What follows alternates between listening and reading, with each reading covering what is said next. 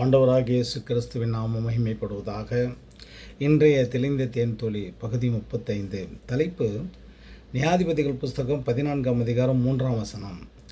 சிம்சோன் தன் தகப்பனை நோக்கி, அவள் என் கண்களுக்கு பிரியமானவள், அவளே எனக்கு கொள்ள வேண்டும் என்று சொன்னான்.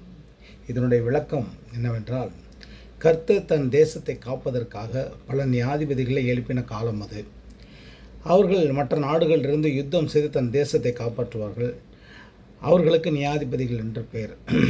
அப்படித்தான் சிம்சோனையும் கர்த்தர் எழுப்பினார். இவனை மகா பெரிய பலசாலியாக உண்டாக்கினார். இவனிடத்தில் ராட்சதர்கள் கூட தோற்று போவார்கள். அப்படிப்பட்ட மனிதனாக இருந்தான். இவன் பிறந்தது ஒரு நல்ல குடும்பம். பிள்ளை இல்லாமல் இருந்து பிறந்ததினாலே கர்த்தர் கொடுத்த அந்த கட்டளையின்படி அவனை வளர்த்தார்கள். அவனும் என்ன செய்தான் என்றால், எதிரி நாட்டிலிருந்து தம்மை காப்பாற்றுவோம் என்று நினைத்தார்கள். ஆனால் அவனோ எதிரி நாட்டினுடைய பெண்ணை திருமணம் செய்ய வேண்டும் என்று சொல்லும்போது தகப்பன் தவறு என்று அவனை சுட்டி காட்டினான். ஆனால் சிம்சோனோ கேட்கவில்லை. பிள்ளையின் மேல் உள்ள பாசத்தினாலே வேறு வழி இல்லாமல் அந்த எதிரி நாட்டு பெண்ணை திருமணம் செய்து கொடுத்தார்கள். ஆனால் அதுவும் நிலைக்கவில்லை.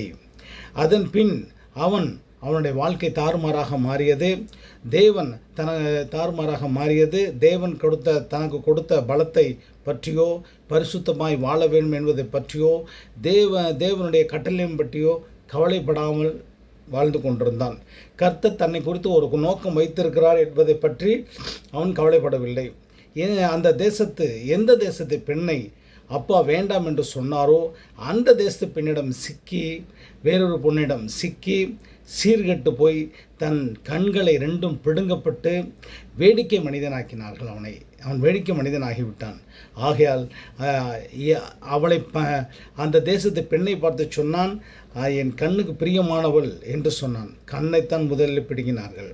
ஆகையால் கடைசியிலே கண்கள் இல்லாதவனாக மனம் திரும்பி தேவனிடத்திலே மன்றாடி அவன் என்ன செய்தான் என்றால், எதிர் நாட்டு மக்களுடைய பெரிய அலங்கத்தையே, கண் இல்லாதவனாக பெரிய அலங்கத்தையே இடித்து அங்கே எதிர் நாட்டிலே பாதி மக்களை கொன்று போட்டான். அதோடு சேர்ந்து அவனும் ஆண்டு போனான். ஆகையால் இந்த இடத்திலே நாம் ஒன்று சிந்திக்க வேண்டும். கர்த்தர் கொடுத்த சட்டத்தின்படி வாழ்ந்திருந்தால், கர்த்தர் கொடுத்த திட்டத்தின்படி வாழ்ந்திருந்தால், கர்த்தர் கொடுத்த பரிசுத்தத்தின்படி வாழ்ந்திருந்தால், கர்த்தர் அவனை கொண்டு இன்னும் பெரிய காரியங்களை, அற்புதமான காரியங்களும் செய்திருப்பார். ஆனால் அவனோ அது செய்யவில்லை.